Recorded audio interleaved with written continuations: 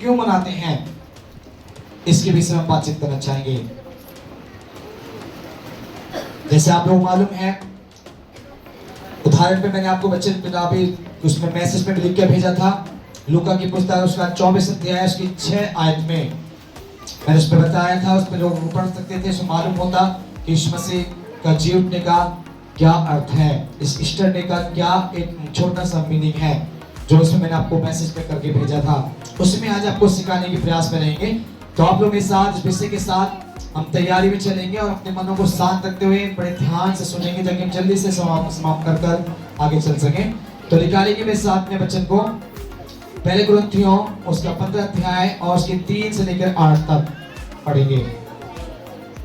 और केवल एक जन ही पढ़े जो सही तरीके से पढ़ पाएंगे।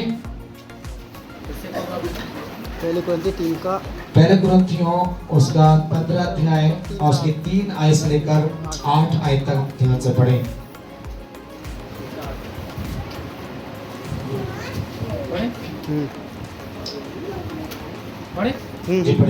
इसी कारण मैंने सबसे पहले तुम्हें वही बात पहुंचा दी जो मुझसे पहुंची थी, कि पवित्र शास्त्र के वचन के अनुसार यीशु मसीह हमारे पापों के लिए मर गया और गाड़ा गया, और पवित्र शास्त्र के अनुसार तीसरे दिन जी भी उठा। बस इस बात को यहाँ तीसरी आयत साबित करके बताती है कि यीशु मसीह का ईस्टर का एक मीनिंग क्या है। और ये बात ये केवल यीशु मसीह के मरने के समय या जीवने के समय की बात नहीं है, हजारों साल पहले यीशु के आने से पहले ये भविष्यवाणी यीशु मसीह के लिए हुई थी। और ये सब ने उसकी भविष्यवाणी किया, आमोस ने किया, जकरिया ने किया, उनकी भविष्यवाणी करके बताया कि एक बालक आएगा, एक बालक उत्पन्न होगा जिसका नाम उद्धारकर्ता शांति का राजकुमार यीशु होगा, और वो सारे मानव जाति के लिए पापों का उद्धार का कारण ठहरेगा।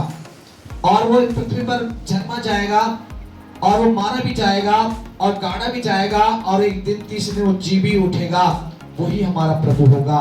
ऐसे करके पवित्र शास्त्र ग्रंथ हमें बताते हैं। ये ग्रंथों में लिखी बातें हमें सिखाते हैं कि परमेश्वर के वचन हमें क्या बताते हैं। इसमें लिखा हमने पढ़ा था कि जो बातें प्रभु ने मुझे पहुंचाई वो मैंने भी तुम्हें पहुंचाई। ये पौलुस कह रहे हैं, प्रदास पौलुस ने इस बात को उसमें बताया है कि यीशु मसीह की जो बातें पवित्र शास्त्र में मुझे बताई गई थी, वो बातें मैं तुम्हें भी पहुंचाता हूँ कि जिस यीशु मसीह को क्या गया था, वो हमारे लिए पापों के कारण मारा गया, वो मरा, वो गाड़ा गया, और वो मुर्दों में से तीसरे दिन जी उठा है। हालेलुया। आज बात को हम साबित पवित्र शास्त्र परमेश्वर के ग्रंथों के द्वारा देख पाते हैं कि यीशु मसीह के जी उठने का समय भी इस ग्रंथ के अंदर लिखा हुआ है। और ये किसी मनुष्य के हाथ की लिखी हुई पुस्तकें नहीं है। इस पुस्तक को लिखने में, जैसे आपको हमेशा मैं बता दूं, 1500 साल इस पुस्तक को लिखने में लगी थी, और 40 लोगों ने अलग अलग हजारों किलोमीटर की दूरी पे थे, वो 40 लोगों ने इसको लिखा, जो एक दूसरे को कभी जानते भी नहीं थे और देख भी नहीं पाए। और इसके 500 लोगों में इस ग्रंथ के अंदर उनकी सच्ची और उनके जीवन की घटी हुई घटनाएं इसमें लिखी हुई हैं। वो गवाह हैं कि ग्रंथ में एक भी बात झूठी नहीं है। ये पवित्र शास्त्र वचन हमें साबित करता है, और जो दुनिया में हो रहा है वो भी इसमें है, और जो होने वाला है वो भी इसके अंदर लिखा है। आने वाले समय क्या होगा, तो लोगों वो भविष्यवाणियां भी इसमें लिखी हैं। यीशु मसीह कैसे दुनिया में आएंगे, वो दोबारा कैसे आने वाले हैं, वो भी लिखा है। किनको दुनिया से लेके जाएंगे वो भी लिखा है, और अब वो किसके लिए जी उठे हैं वो भी यहाँ लिखा हुआ है। हालेलुया। आज प्रिय लोगों, केवल हमारा एक मकसद नहीं है, ये कोई हमारा कोई थीम नहीं है, ये हमारा कोई एक प्रकार का एक मिशन नहीं है कि हम यीशु मसीह को केवल एक मिशन के रूप में, किसी प्रकार के एक विचार के रूप में, या हमारे मकसद के रूप में हम इसको यूज करें। ये हमारे जीवन का उद्धार करता यीशु मसीह हमारा परमेश्वर, हमारा परमात्मा, हमारा ईश्वर है। इसीलिए हम उसकी हर एक बात को अपने जीवन में महसूस करना चाहते हैं।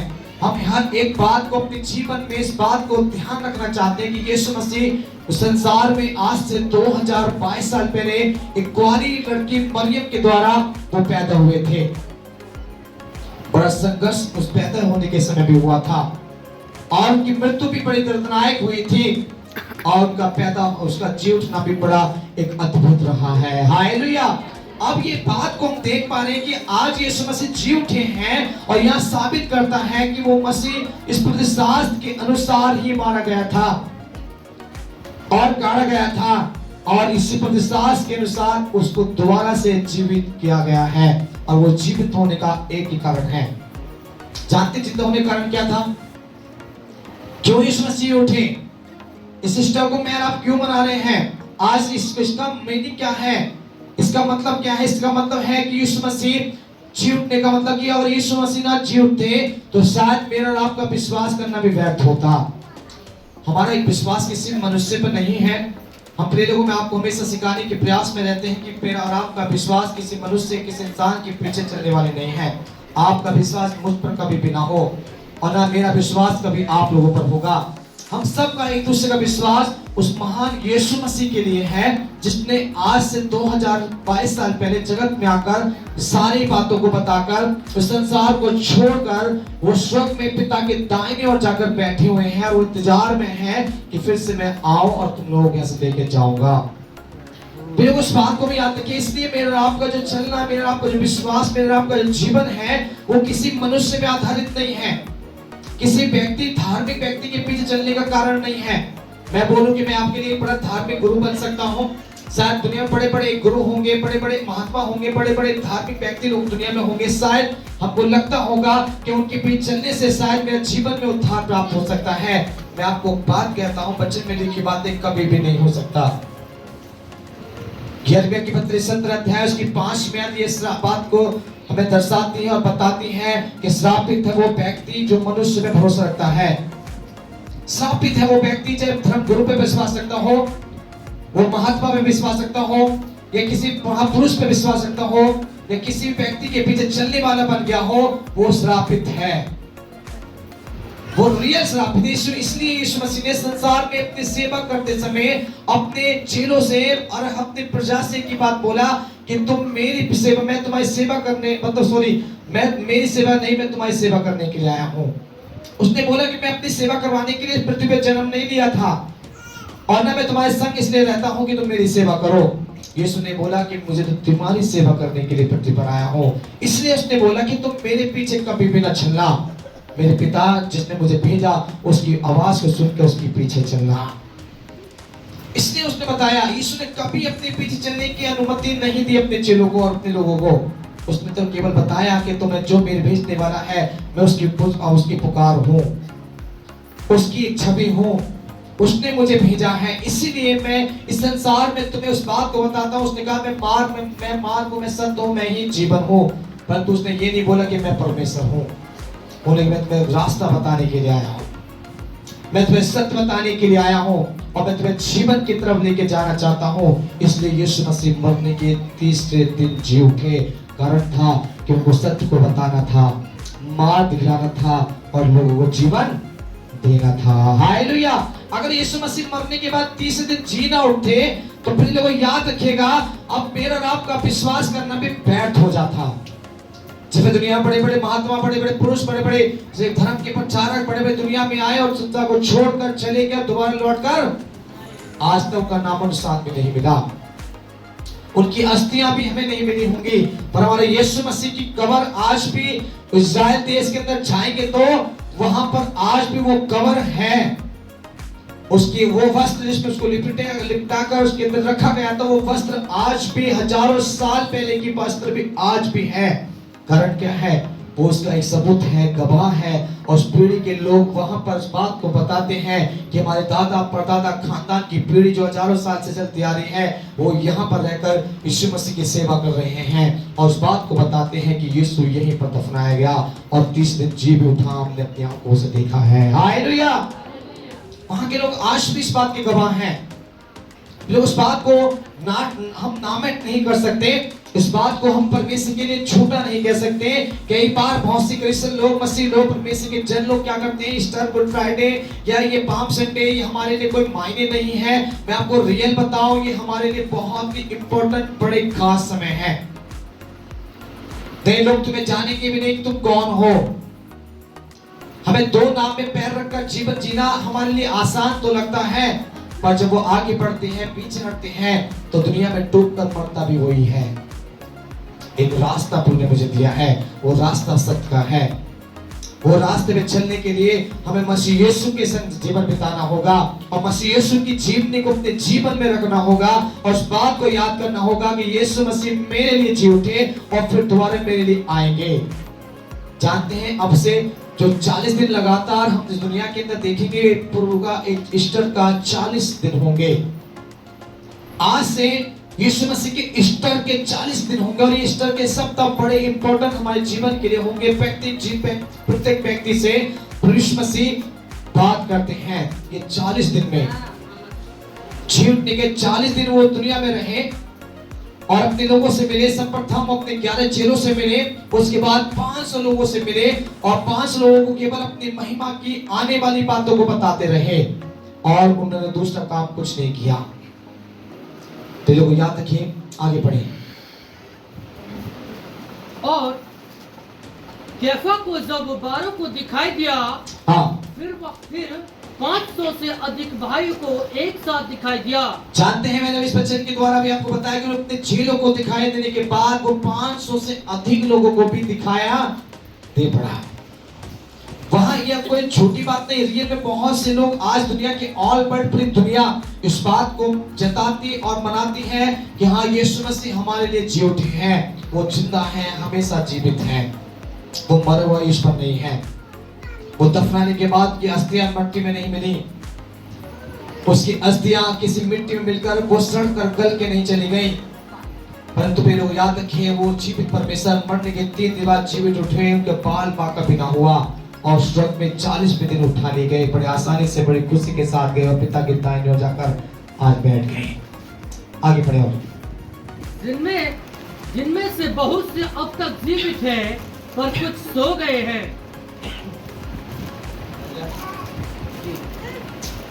आगे पढ़ो।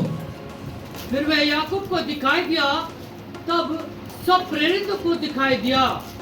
सबके बाद मुझको भी दिखाई दिया जो मानो अधूरे दिनों का जन्मा हूँ। आज जानते हैं प्रभु के दास यहाँ पर पौलुस उस घटना को बताते हैं और ये और पौलुस के सामने घटना नहीं हुई थी।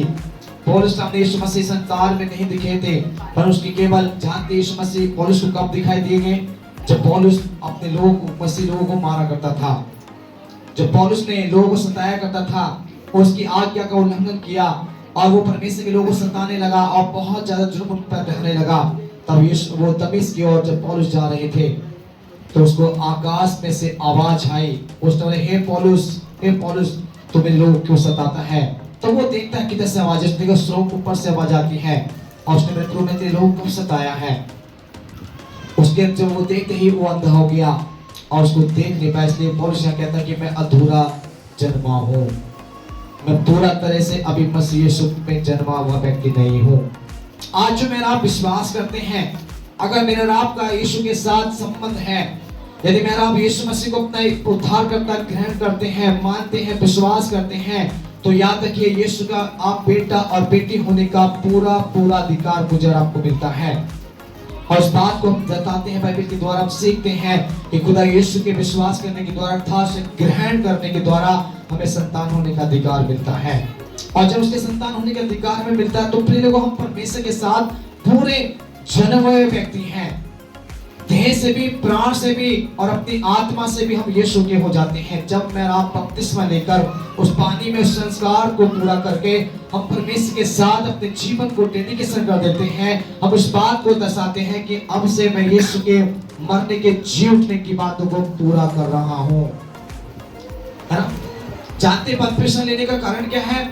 जैसे यीशु मसीह मारा गया, वो दफनाया गया और जब वो पानी से बाहर आता है, इसका मतलब होता है कि मैं अब से मारा गया, गाड़ा गया और मरते में से तीसरे दिन जी उठ रहा हूं। मैं यीशु के साथ क्रूस पे टांगा गया, अब दफनाया गया, अब अपने पापों को मानकर उस दफन अपनी अस्थियों को वहीं दफनाकर मैं आत्मा में यीशु के तीसरे जब जी उठे हैं तो मैं भी बपतिस्मा लेकर आज यीशु के साथ जिंदा हो गया हूँ। हालेलुया। इस बात को बपतिस्मा को दर्शाते हैं। प्रिय लोगों, बपतिस्मा लेना हमारे जीवन के लिए बहुत ही खास और बहुत जरूरी होता है ताकि मैं आप उस परमेश्वर को सच्चा ठहरा सकें। याद रखिएगा, हम थोड़ा सा आगे चलना चाहेंगे और इस वचन को पढ़ना चाहेंगे ताकि खुदा आशीष करने पाए। लूका की पत्री उसका 24 अध्याय उसके 1 आयत से पढ़ेंगे। 1 से 12 तक पढ़े जल्दी से। परंतु सप्ताह के पहले दिन बड़े भोर को वे उन सुगंधित वस्तुओं को जो उन्होंने तैयार की थी लेकर कब्र पर आए। उन्होंने पत्थर को कब्र पर से लुढ़का हुआ पाया, पर भीतर जाकर प्रभु यीशु का शव न पाया। जब वे इस बात से भौचक्की हो रही थी तो देखो 2 पुरुष झलकते वस्त्र पहनते हुए उनके पास आ खड़े हुए। तो वे डर गई और धरती की ओर मुंह झुकाए रही। तो उन्होंने उनसे कहा, तुम जीवित को मरे हुओं में क्यों ढूंढती हो?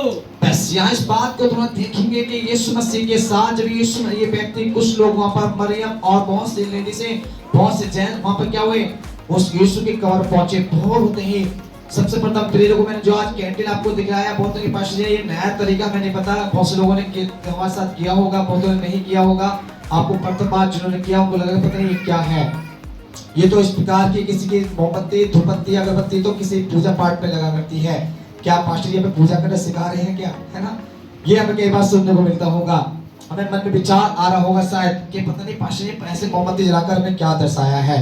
मैंने आपको बताया कि मोमबत्ती हमारे जीवन में बहुत बड़ी खास उद्देश्य को बताता है।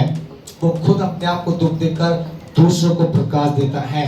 मतलब जब मोम पिघलता है ना, उस मोम को पिघलने का कारण जानते हैं, वो अपने आप को नहीं देखता, वो अपने दुखों को नहीं सहन बोलता और दूसरों को प्रकाशमान करता है और उसके हर काम को बनाता है।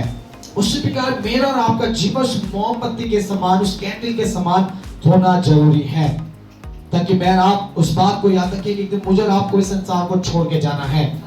ये मेरा शरीर भी एक दिन ढल जाएगा मोम के समान।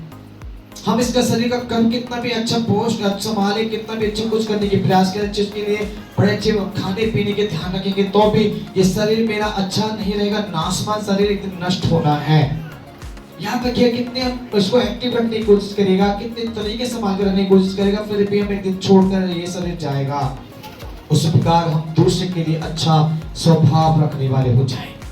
प्रकाश हमारे जीवन को अच्छाई को दर्शाता है, उजाला हमारे जीवन में पवित्रता को दर्शाता है, उजाला मेरे और आपके जीवन में उस अंधकार से दूर करने को दर्शाता है, ताकि मैं और आप उस परमेश्वर की ज्योति जो सच्चे ज्योति यीशु है उसके पीछे चलने को दर्शाता है।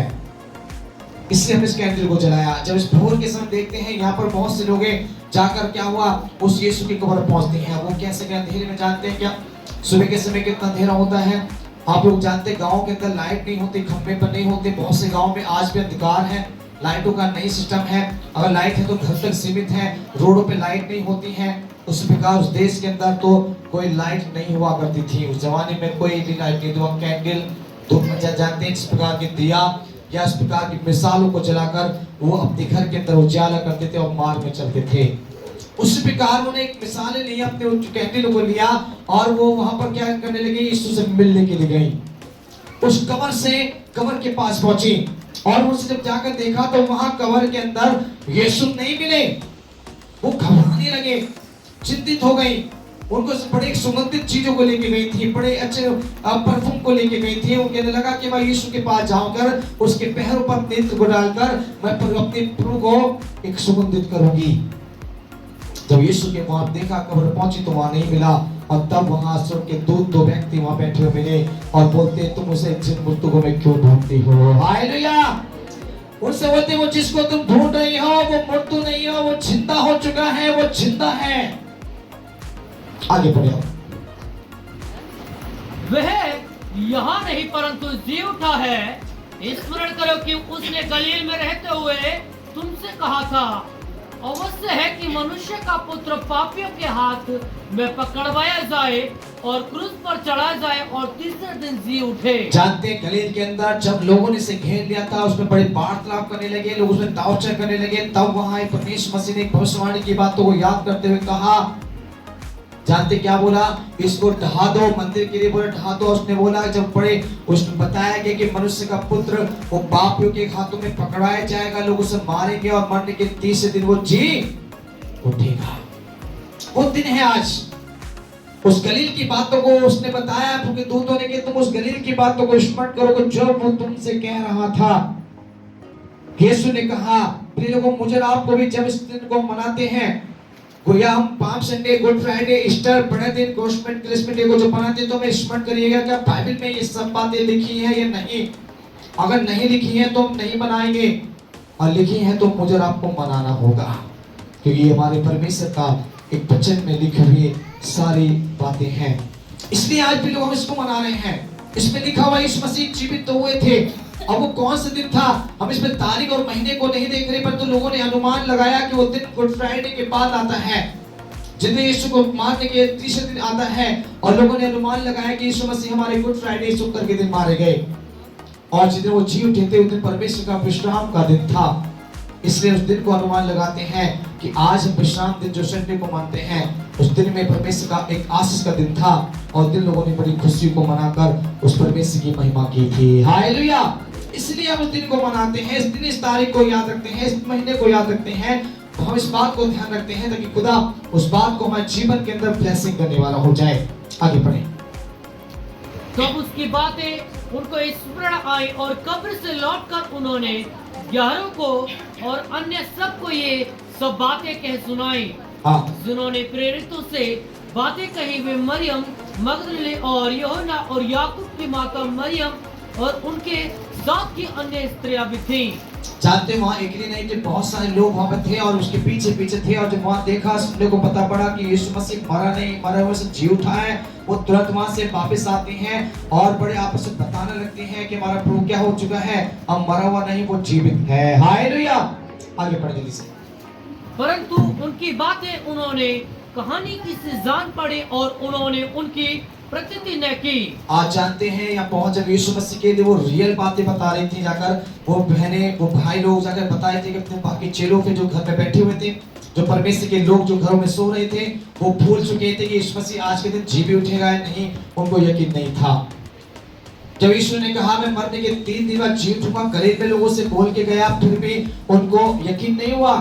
वो अपने घर में बड़े चैन के लिए सो रहे थे, सब कुछ भूल कर सोए थे। उनको लगता कि हमारा यीशु मसीह चला गया, अब दोबारा लौट के आने वाला नहीं है, पर इस बात को भूल गए थे। आज बात को परमेश्वर दर्शाता है, बताता है। मेरे लोगों, इस बात को मुझे आपको सीखने को मिलता है कि ये बताए थे एक कहानी के रूप में उन्हें सुना। आज भी लोग बहुत से लोग क्या सोचते हैं, बाइबल से कहानी पढ़ा दी बस, हमें क्या पता यीशु मसीह कैसे मरे होंगे, कैसे जिए होंगे, हमें नहीं मालूम। फिर लोग याद रखिए, ग्रंथों के अंदर बहुत सी घटनाएं हैं जिनको मैं और आप कभी नहीं जानते, और जब ग्रंथों को पढ़ते हैं उसको एक आत्मा से पढ़ते हैं, विश्वास से पढ़ते हैं, और विश्वास के सुनकर उसको ग्रहण करते हैं, तो वो रियल में मेरे जीवन में मुझे महसूस होता है कि वो मेरे लिए इस प्रकार ही मारा गया था, इस प्रकार वो मेरे लिए गाड़ा गया था, इस प्रकार वो मुझे जी उठा है, और ये दिन मेरे जीवन के लिए बड़ा खास है। इसलिए मुझे इस दिन को मनाना बहुत ही आवश्यक है। इस बात को मुझे याद है जब हम इस ग्रंथ को कहानी के रूप में नहीं, इस ग्रंथ को एक परमेश्वर की आत्मिक स्टोरी समझ के नहीं, स्टोरी समझ के नहीं, इस बात को आत्मिक जीवन में एक महसूस करते चलेंगे, तो हम कई बार कहानी के रूप में सुनते हैं प्रभु के वचन को, कई बार अपने जीवन की कुछ बातों को पकड़ लेते हैं, कुछ अपने बुराई को पकड़ लेते हैं, कुछ भलाई को पकड़ लेते हैं। हमें लगता है कि शायद ये वचन जो आज सिखाया जाए इसमें मेरी कुछ भलाई होगी या नहीं होगी, मुझे मालूम नहीं है, पर हम कई बार उसमें बुराई ढूंढते हैं, कई बार अच्छाई ढूंढते हैं। ऐसे ढूंढने वाले लोग कभी आशीष नहीं पाते हैं। वचन को अपने जीवन में आत्मा में ग्रहण करने के लिए तत्काल तैयार रहिए। जब हम उस वचन को सुनकर अपने जीवन को ध्यान रखकर उसको ग्रहण करते हैं, तो परमेश्वर का आशीष, सामर्थ, जलाल, उसका अभिषेक मेरे जीवन में आता है और मेरे जीवन के तमाम काम सिद्ध हो जाते हैं। जैसे यीशु ने यहाँ अपने लोगों को बताया और लोगों ने जाकर उसको देखने को बताया, लोगों ने उसकी कहानी सुनकर विश्वास ना किया। आगे बढ़े।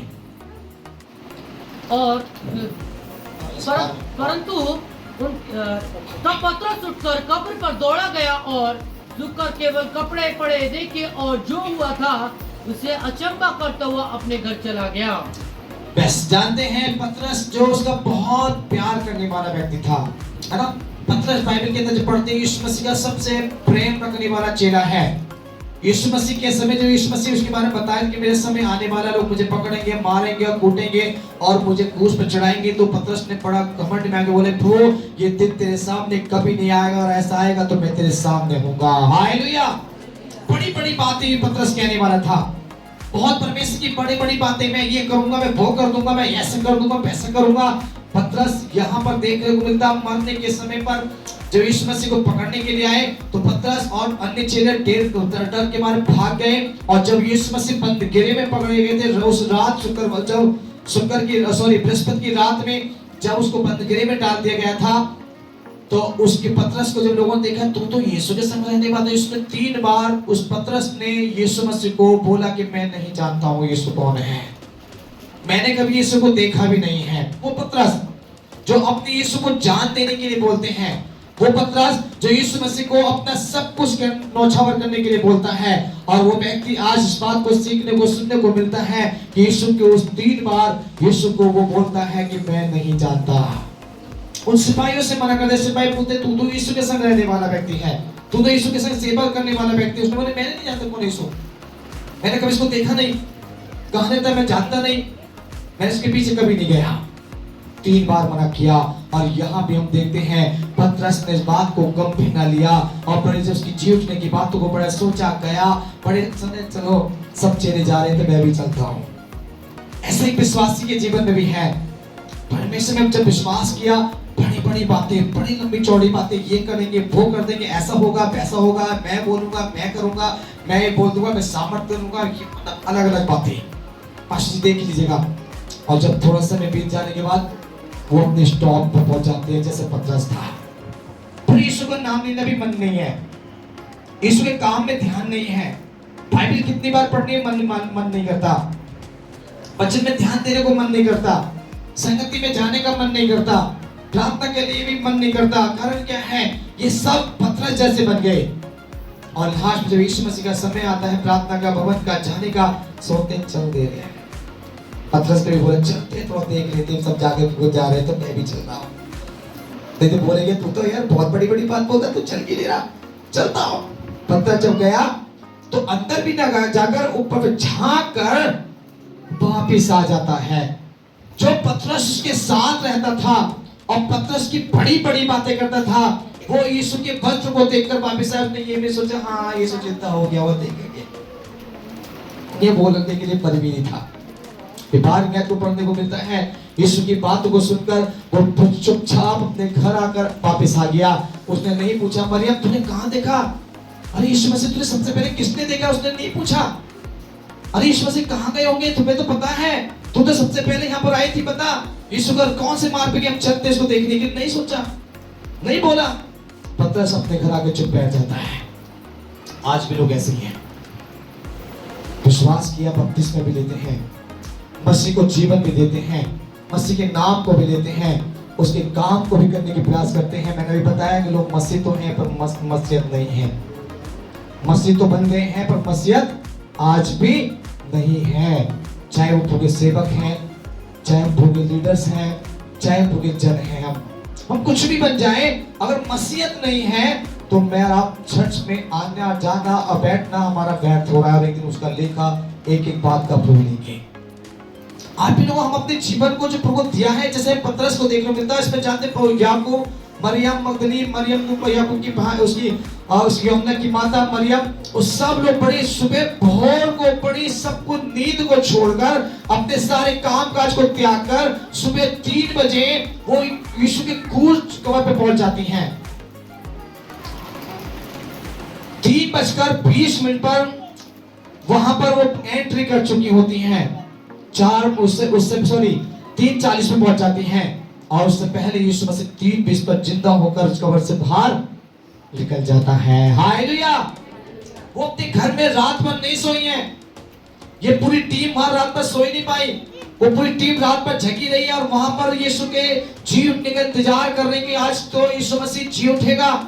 उनको मालूम था इतने सारे चेलों में से, इतने सारे मसीह लोगों में से केवल 2, 4, 10 लोगों को ही इस बात को मालूम था कि यीशु मसीह आज जी उठने वाले हैं। बहुतों से अगर पूछे तो यीशु मसीह का पुनरुत्थान का दिन कौन सा था, भैया पुनरुत्थान जरूरी है, यीशु का मानना है नहीं। बहुत से बोलेंगे हाँ विश्वास करते हैं यीशु है। आज जब यीशु मसीह आएंगे तब देखेंगे ये विश्वास है। जानते हैं जब उसके मार्था और मरियम के भाई लाजर खत्म हो गया, यूहन्ना की पत्री में लिखा हुआ है 14:18-35 में लिखा हुआ है, जो खत्म हो गया तो जानते हैं क्या बोला? मरियम माता बोलती है अगर हम हाँ ईश्वर के तुझे नहीं पता कि मैं पुनरुत्थान और जीवन मैं ही हूँ? हाँ मैं जानते विश्वास कर जब तू अपने महिमा में आएगा ना तब मेरा भाई जिंदा हो जाएगा, अभी तो मर गया। उनका विश्वास नहीं है कि वो मरे को भी जिंदा करने वाला यीशु है, मुर्दों को छांट देने वाला यीशु है। उसे जब यीशु डायरेक्टली उसके मुंह पर बोलते कि मैं पुनरुत्थान और जीवन हूँ, जो मुझे विश्वास करे वो कभी मरने वाला नहीं होगा। यीशु से कह रहा है फिर भी वो विश्वास नहीं कर रही है। आज के लोग जानकर भी अनजान हैं, ऐसे वहां को सुनने को मिलता है। और तब यीशु ने कल जानते हैं लाजर की जब कब्र पहुंचा, 4 दिन के मुर्दा हो चुका था, मर गया था और बदबू उसके अंदर आने स्टार्ट हो चुकी थी। और लाजर को यीशु मसीह ने कब्र पर खड़े होकर केवल आवाज दी, लाजर बाहर आ जा। वो तुरंत बाहर आ जाता, क्योंकि वहां पर कहते हैं कि मैं पुनरुत्थान और मैं ही जीवन हूं। यीशु ने कहा जो मुझ पे विश्वास करेगा वो मरेगा नहीं, अगर मर भी जाए तो भी जी उठेगा। ये यीशु की वादा है। प्रिय लोग याद रखिएगा, यीशु में विश्वास करने वाले के साथ मृत्यु भी हार जाती है। वो समय से पहले मरने वाला नहीं होगा। मेरी और आपकी आयु जितनी उम्र तक रख दी गई होगी, उससे पहले मुझे और आपको कोई दुनिया की ताकत मार नहीं सकेगी। याद रखिएगा, मेरी बीमारी से नहीं मरेंगे, हम किसी आत्महत्या से नहीं मरेंगे, कोई एक्शन के हादसे से नहीं मरेंगे, कोई भी शैतान हमें मार नहीं सकेगा, कोई तकलीफ में छू नहीं सकेगी, क्योंकि मेरा आप यीशु पर विश्वास करते हैं। मेरा आपका विश्वास किसी साधारण इंसान पर नहीं है, जो मुर्दे से तीसरे दिन जी उठा वो मेरा प्रभु है। आगे बढ़े, हो गया, पूरा हो गया, ठीक है ना? पहले मैं तो पढ़ दिया, आगे पढ़ेंगे दूसरे अध्याय को, यूहन्ना 14 अध्याय उसका 18वें अध्याय को पढ़ेंगे। 14-18 पढ़ती। मैं तुम्हें अनाथ नहीं छोड़ूंगा, मैं तुम्हारे पास आता हूँ। बस आज मेरे लोगों में आपको पुनरुत्थान का, उसका जी उठने का एक मेन मकसद, उसका मेन अर्थ बताना चाहता हूँ। जानते हैं जब यीशु मसीह मर गए थे, जिस दिन गुड फ्राइडे था, सब चेहरे भग गए डर के मारे। वहां देखने को मिलता है कि यीशु मसीह के पास केवल एक याकूब था, सॉरी यूहन्ना था, और एक उसकी माँ वहां खड़ी थी, बाकी एक भी चेला वहां नहीं था। सब चेले डर के मारे भग गए, वो घबरा चुके थे। और जब यीशु मसीह वहां क्रूस पे टंगा हुआ परमेश्वर की वाणी को 7 कह रहे थे, 7 बातें उसने बोली, उसके बाद जब उसने अपने प्राण त्याग दिया, तब उसके चेले लोग वहां पर उसकी मिट्टी में शामिल होते हैं केवल आकर। उनको ये विश्वास होता है कि यीशु मसीह तो मर गया, अब हमारा फिर दोबारा दुनिया के संसारिक रीति रिवाज में रहूंगा, अब दोबारा से मुझे दोबारा अपनी जॉब पे जाना होगा, दोबारा जो मैं पुराना काम करता हूँ वही काम करूंगा। अब दुनिया के जो मेरे मसीह के विरोधी हैं वो हमें मारेंगे छोड़ेंगे नहीं। अब बड़े चिंतित हो गए वो मन के अंदर, बड़े अपने आप को अनाथ और अकेला समझने लगे वो लोग, घबरा गए वो बहुत, बड़ी टेंशन उनके सामने आ चुकी थी। जब तक तो यीशु के साथ फ्री में खाना पीने में सब कुछ मिल रहा था, यीशु के द्वारा हर बीमारी फ्री में चंगी हो रही थी, चाहे वो टीबी कैंसर दौड़ा मिली शैतान कुछ भी क्यों ना करे, यीशु के नाम से निकल रहा था जब यीशु के साथ था। और जब यीशु के साथ चला गया तो वो अपने आप को अनाथ समझने लगी। जानते यीशु मसीह के जीवन का मतलब क्या है? वो क्यों आज जिंदे हुए हैं? वो इसलिए जिंदे हुए, उसने कहा मैं तुम्हें अनाथ ना छोड़ूंगा। हालेलुया। जिन्होंने ये विश्वास किया है कि यीशु मसीह मरने के बाद तीसरे दिन जी उठेंगे, वो तो धन्य हैं, वो व्यक्ति तो धन्य ही है। जिन्होंने अपने विश्वास को तोड़ दिया कभी यीशु मसीह जीवने वाले नहीं है, तो उनको यीशु जीवित होकर ये उनको साबित करके बताते कि देखो मैंने तुमसे जो वायदा किया, मैं तुम्हें कभी छोड़ूंगा ना कभी त्यागूंगा, मैं तुम्हारे चेहरे को अपनी हथेली पे गोद कर बनाऊंगा और मैं हर समय तुम्हें ध्यान से देखता रहूंगा। ये वायदा यीशु ने मुझसे आपसे किया है। उस वायदे को पूरा करने के लिए यीशु मसीह मरने के 3 दिन बाद जी उठे, और उसका यही कारण था कि मैं तुम्हें अनाथ नहीं छोड़ूंगा, मैं तुम्हारे पास आता हूं। उनके जीवन का ये जी उठने का एक कारण था।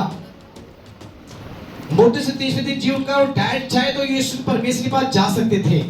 इतनी सामर्थ्य उनके अंदर थी, वो नहीं मिलते लोगों से, चाहते तो वो चाहते हैं मरने के। जब 3 दिन बाद जी उठे, वो अपने जो 2 4 10 लोगों से मिले थे कि उन्हीं से मिलकर वो वापस लोग में जा सकते थे, परंतु वो ऐसा नहीं किया।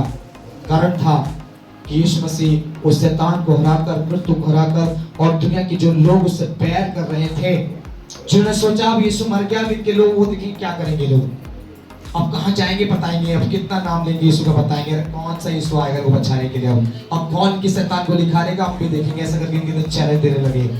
यीशु मसीह ने उनको मौत और जवाब दिया और कहा आप मत डरो, मैं तुम्हें अनाथ ना छोड़ूंगा। हालेलुया, मैं तुम्हारे पास आता हूँ और तुम्हारे संग रहकर। उसने कहा इस 14 अध्याय इसकी पहली आयत को जो पढ़ने में लिखा, तुम्हारा मन व्याकुल ना हो मुझ पर और मेरे पिता पे विश्वास रखो। वहां उसने ऐसे बोला। और फिर लोग जानते हैं इसके अंदर जो पढ़ते हैं आगे की तरफ जाएंगे तो इस 18 के बाद में इसमें लिखा है, उसने अपनी आत्मा को जाते समय 40वें दिन उसने अपने चेलों से कह दिया कि मैं नहीं जाऊंगा तो सहायक आत्मा जो पवित्र आत्मा वो तुम्हारे पास नहीं आएगा।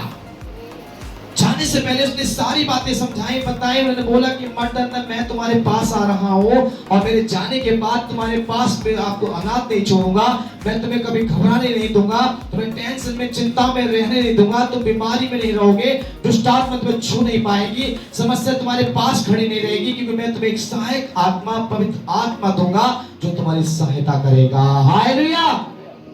ये बात यीशु मसीह को जता रहे और बता रहे थे, इसलिए वो मरने के 30 दिन जी उठे और यही उसका पुनरुत्थान का असली रूप था और दूसरा कारण उसका कुछ भी नहीं था।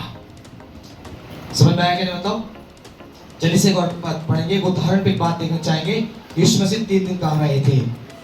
एक सवाल हमारे मन में कभी कभी होता है, यीशु मसीह 3 दिन कहाँ रहे होंगे? शायद वो कब्र में पड़े थे क्या वो यीशु मसीह पहले दिन जिंदे हो गए थे क्या? इतने सामर्थ्य उनके अंदर, वो मर ही नहीं सकते। अगर हम उस बात को अगर फिजिकल में देते हैं, नॉर्मल से बातों में देते हैं, दुनिया की आज परंपराओं को जो देख रहे हैं, जिन बड़े महापुरुषों की बात लोग करते हैं, अगर हम फिजिकल में देखें तो लोग को यीशु मसीह मरने का काबिल नहीं था। वो तो सामर्थ्य था, वो तो ऑलरेडी परमेश्वर है, वो कैसे मरेगा? ये मन में सोच पैदा होती है, सवाल बहुत से लोगों के मन में होते हैं। वो 3 दिन क्या कर रहे थे कब्र में? क्या वो सच में कब्र में थे? चलिए उसकी बात तो पढ़ेंगे। निकालेंगे बच्चन को लूक पहला पत्रस उसका 3 अध्याय और उसके 18 और 19 में आपको पढ़े। पहला पत्रस का 3 अध्याय उसके 18 और 19 को पढ़े जल्दी से।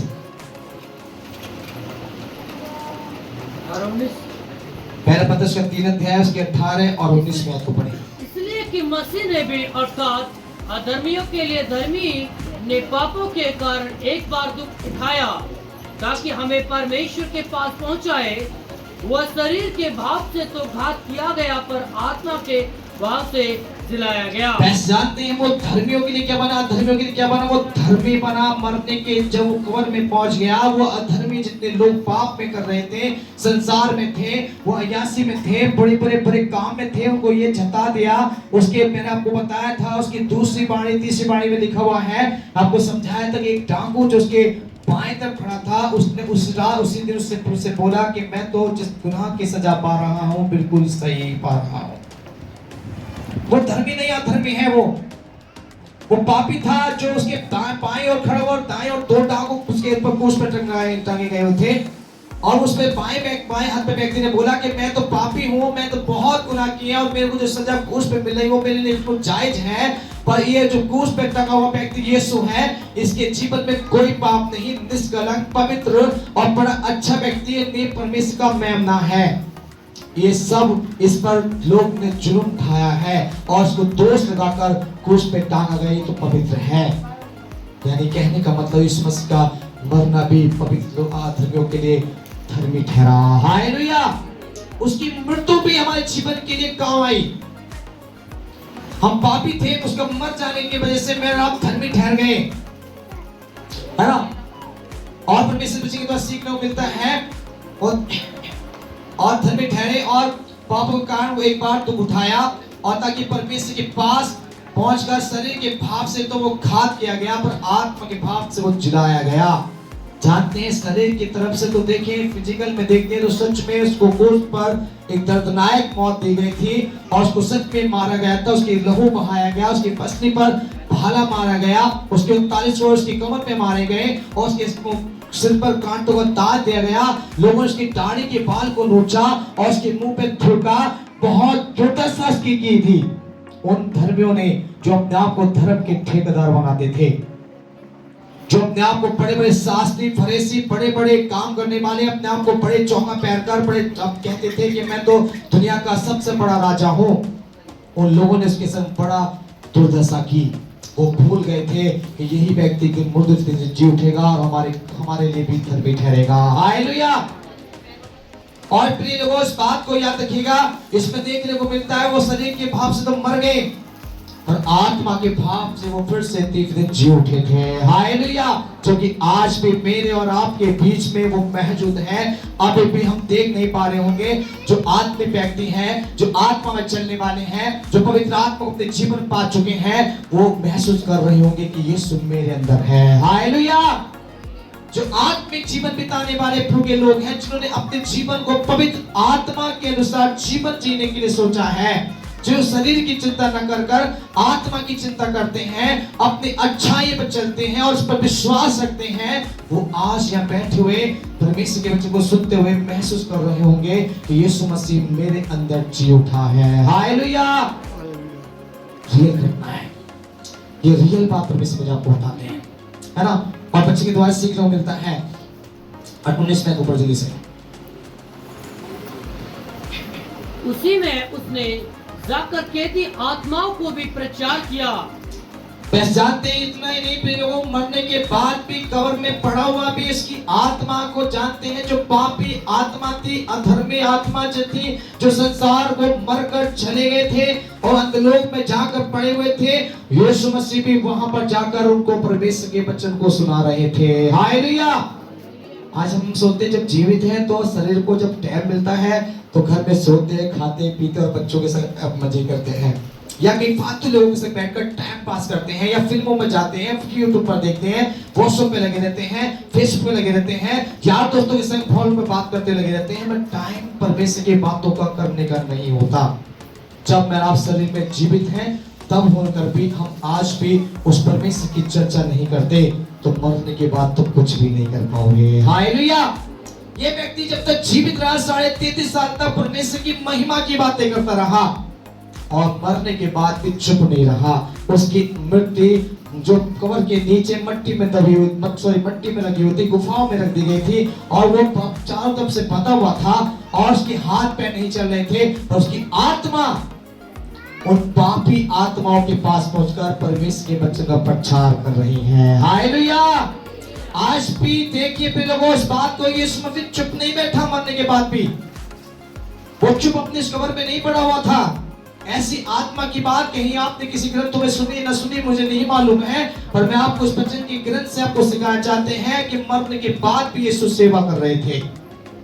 जीते जी तो उन्हें सेवा की और मरने के बाद भी सेवा कर रहे थे। कितने परमेश्वर की आत्मा का उद्देश्य को देखते हैं, कितना धन्य है हमारा यीशु, कितना महान है हमारा परमेश्वर, जो उसकी आत्मा वो पापी आत्मा को भी बचाने के प्रयास में है। हालेलुया। हम जीते जी रहते हुए दूसरों को बदनाम करके उसको पाप में गिराने के प्रयास तो करते हैं, कभी उठाने का प्रयास नहीं करते। आज मनुष्य को देखकर इतना जुड़ा हुआ है, एक अपना सगा भाई को देखकर खुश नहीं होता, एक बहन को देखकर खुश नहीं है, दौरानी जिठाई देखकर खुश नहीं है, परिवार को परिवार देखकर खुश नहीं होता, एक मोहल्ला आपस में कभी घर नहीं समझता, एक परिवार अपने जीवन में अच्छाई को नहीं रखता। आज इतने बुरे समय में वो चल रहे हैं और फिर भी अपने आप को बड़ा अच्छा कहते हैं। मैं आपको बोलना चाहूँ बिल्कुल भी अच्छे नहीं है। जो दुनिया में रहकर प्यार नहीं कर सकते तो मरने के बाद क्या करेंगे। हालेलुया। जीते जी रहते हुए यीशु सेवा करते रहे और अपने आप को दुख में रखकर वो कलवरी क्रूस पर चढ़ गए और मरने के बाद भी वो पापी आत्माओं के पास जाकर कहते हैं कि तुम अब भी मन फिराओ। उन आत्माओं से कहते हैं कि तुम अब भी क्या करो, मेरे पिता के वचन पर ध्यान दो। तुम्हारी आत्मा भी अंतरोग में जरूर है पर मैं तुम्हें स्वर्गलोक में लेके जा सकता हूँ। उसने बोला यीशु मसीह का जो मैंने आपको बताया, इसका कोई मिशन से काम नहीं कर रहा, उसके अंदर कोई ऐसा कोई योजना नहीं है, ऐसी कोई बात नहीं है कि वो मरने के जी उठने का कोई कारण होगा। उसका केवल एक ही कारण है, दुनिया में आने का भी एक कारण था कि लोगों को पापों से उद्धार दे, मरने के बाद भी कारण था कि पापों से उद्धार दे, अब दोबारा आने का भी कारण यह है कि धर्म को लेकर जाएगा। हालेलुया। उसका सब मीनिंग, सारी अर्थ का एक ही कारण कि मानवता को नष्ट की तरफ नहीं, वो स्वर्ग की तरफ लेके जाए। एक ही उद्देश्य है हमारे यीशु का, एक ही कारण है हमारे परमेश्वर का, मानव जाति को एक को भी वो नहीं चाहता कि तो दुख में, कलेश में रहकर, पाप में रहकर, नष्ट और कष्ट में जाकर नरक में पहुंचे। वो चाहता है कि हर एक व्यक्ति मन फिराए, पापों से बचे और परमेश्वर के स्वर्ग राज में जरूर वास करे। उसका जीने का भी यही कारण था कि वो कभी मुझको अकेला नहीं छोड़ना चाहता है, वो मेरे संग हमेशा रहना चाहता है। पढ़ दिया पूरा? ठीक है, उसके बाद जल्दी से पढ़ के एक बच्चा पढ़ के समाप्त करना चाहेंगे। एक जन निकालेंगे यूहन्ना 11 का 24-25 पढ़ते जल्दी से। और प्रकाश भाई की 20 का और 1 का 18 पढ़ते हैं और समाप्त करेंगे। 11 का 24-25। मार्था ने उससे कहा, मैं जानती हूँ कि अंतिम दिनों में पुनरुत्थान के समय में जी उठेगा। यीशु ने उससे कहा, पुनरुत्थान और जीवन में ही हूँ, जो कोई मुझ पर विश्वास करता है वह यदि मर भी जाए तो अभी जिएगा। बस जानते हैं यीशु मसीह ने ये बात साबित वहां भी करके दिखाई, जब मार्था मरियम जो उसके भाई मरने के बाद बड़े चिंतित, बड़े घबराहट रहे थे, बड़े शोक में थे, तब भी यीशु ने उनको बता दिया कि मैं क्या हूँ, पुनरुत्थान और जीवन मैं हूँ, और जो मुझ पे विश्वास करेगा वो मर भी जाए तो भी जी उठेगा। आज यीशु मसीह 24-25 आयत में भी यही जताता है कि याद रखिएगा, आज जितने लोग यहाँ पर आप बैठे हो, आज बच्चे को सुन रहे हो, उसके पुनरुत्थान के जीवन को जीने की तैयारी में हो, आज बात को अपने आज कैंडल लेकर आपने ये जता दिया है कि जैसे मॉम बहते हुए अपने आप को दुख दे रहा है, अपने प्रकाश हम सबको पहुंचाता है, इसलिए आज से मैं प्रभु अपने जीवन में ये ठानूंगा कि मैं तुझ में बना रहूंगा, चाहे दुख आए, कलेश आए, बीमारी आए, तकलीफ आए, चाहे लोग मुझे कितनी हानि क्यों ना पहुंचाए, पर मैं प्रकाशमान रहूंगा। हालेलुया। मैं विश्वास करता हूँ मसीह यीशु तुझ पर कि मैं मर भी जाऊं तो अभी मैं तेरे साथ जी उठूंगा। हालेलुया। यीशु मसीह का मीनिंग यही है कि मरने की विश्वास करने वाले ये बात के अपने मन में डर निकाल दे कि वो मर कर कहां जाएंगे, वो मर तो ना जाए, दोबारा जीवित होंगे नहीं। इस बात के लिए गारंटी से मैं आपको बोल सकता हूँ, लिख कर बोल सकता हूँ कि मरने के बाद आपकी आत्मा नरक में नहीं जाएगी, आपकी आत्मा स्वर्ग में जाएगी, यदि आप मसीह यीशु पर विश्वास रखते हैं तो। हालेलुया। अगर आपका पूरा विश्वास, पूरा जीवन मसीह यीशु पर डिपेंड है तो आप गारंटी से लिख के रख लीजिएगा, आप नष्ट और कष्ट में भी रहकर मसीह में शांति प्राप्त करेंगे। मसीह ने सब प्रथम जब वो जीवित होकर उठे, अपने चेलों से मिले और वहां पर जाकर उनसे सलाम और नमस्कार किया और उनसे कहा कि तुम्हें शांति मिले। उसमें एक चेला था जो सबसे बेकार चेला ठहरता है, उसका नाम थोमा था। जानते हैं जब यीशु मसीह की खबर को उसको मिलता है, उसने बोला कि नहीं यीशु मसीह जिंदा नहीं हो सकता, मैं विश्वास नहीं कर सकता, कौन यीशु जिंदा हो गया, अरे उसका भूत होगा वो। लोग उससे बोलते हैं वो इसका भूत है, वो चेल, वो यीशु मसीह मरने के बाद जिंदा नहीं हो सकता, मैं विश्वास नहीं कर, जब तक मैं उसके हाथों में जो उसके उंगली उसमें कील झुकी थी मैं अपनी उंगली न डालूं, और जब तक उसकी पसली में जो भाई लगा अपने हाथ को न लगा लूं, तब तक विश्वास नहीं करूंगा कि वो जीवित हुआ। जानते हैं थोमा के बाद तुरंत वो प्रकट हुआ, उसने कहा थोमा अविश्वासी नहीं विश्वासी बन, डाल मेरे हाथ में उंगली और डाल मेरी पसली में हाथ लाकर चेक कर ले कि मैं वही यीशु हूँ जो मैं कलवरी क्रूस पे मारा गया और मरने के 3 दिन बाद तेरी भविष्यवाणी के द्वारा मैं जीवित होकर तेरे सामने हूँ। थोमा रोने लगा, बिलखने लगा, घबरा गया और गिरकर उसके पैरों पे आकर बोलता, प्रभु मैं भटक गया था, मैं अविश्वासी बन गया था, पर मैं अब विश्वास करता हूँ कि तू मेरा प्रभु है। हालेलुया। मसीह यीशु एक बात बोलते हैं चर्च के हर एक विश्वासियों के लिए कि धन्य है वो व्यक्ति जो बिना देखे विश्वास करे।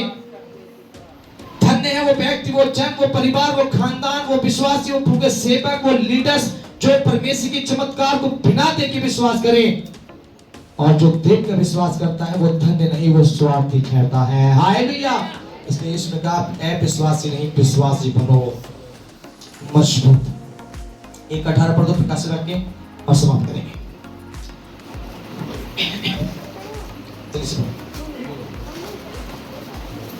प्रकाश वाक्य 1 अध्याय उसका 18। मैं मर गया था और अब देख मैं युगानुयुग जीवित हूँ और मृत्यु और अधोलोक की कुंजियों मेरे ही पास है। बस यहाँ जानते हैं यीशु मसीह खुद है। यहाँ पर यूहन्ना जो परमेश्वर का प्रिय दास था वो यहाँ बताता है कि परमेश्वर के द्वारा यीशु कह रहे कि मैं मर गया था, अब क्या हो, अब युगानुयुग जीवित हो। कोई दुनिया की मृत्यु, बीमारी, शैतान मुझे मार नहीं सकती है। हालेलुया। दुनिया की कोई ताकत नहीं है जो यीशु को मार सके। वो जिंदा खुदा आज भी कहता है कि तुम विश्वास कर, तुम मेरी महिमा को देखोगे। आज खुदा का वाणी है, परमेश्वर के शब्द है और ईश्वर इस ग्रंथ के द्वारा समझाता है कि मरने के बाद वो खुद कह रहा है कि मैं अब जिंदा हो चुका और युगानुयुग तक जीवित रहूंगा, एक भी मृत्यु मुझे मार ना सकी। वो कहते हैं हे मृत्यु तेरा ढंग कहाँ है। अगर पहले ग्रंथों की पत्री और उसके बच्चे को ध्यान करते इसको पढ़ने की जरूरत नहीं है।